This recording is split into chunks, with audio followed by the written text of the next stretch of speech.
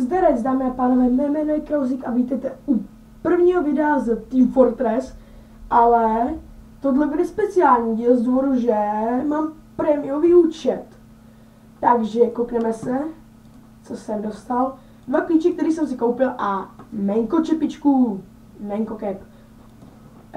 A teď se vrhneme na předměty, jinak tady, jo, to mi oznamuje, že můžu s někým to. Tak a jdeme do batohu a jdeme, tolik míst, to je dobrý. A první si otevřeme s killstreakama bednu, takže otevřít klíčem. Tady tím, ano, jsem si jistý. Tak teď mě zajímá, co dostanu, prosím, ať je to a obrsav. Tak to je dobrá věc, tu rád používám, takže to jo, ale sice to není obrsav, ale je to úplně úžasná věc. A teď s tauntama. Jinak vám ukážu, promíchat, ukážu vám, co tam mám. Konga, Boy teda Alive, Flippin, Evanson a Rancho Relaxo. Tak doufám, že to bude dobrý.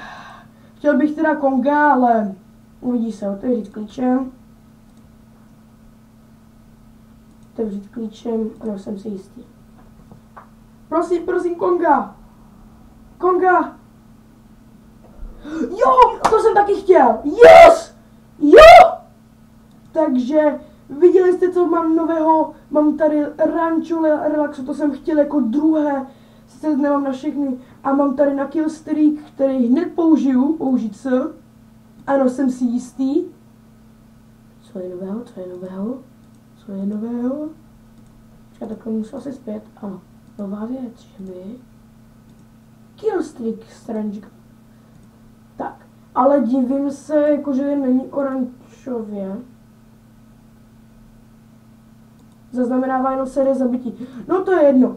Já doufám, že se vám tento díl líbil, ale budou i další videa z Team Fortress a to myslím si, že na první díl to je úžasný, takže se mějte hezky a čaute.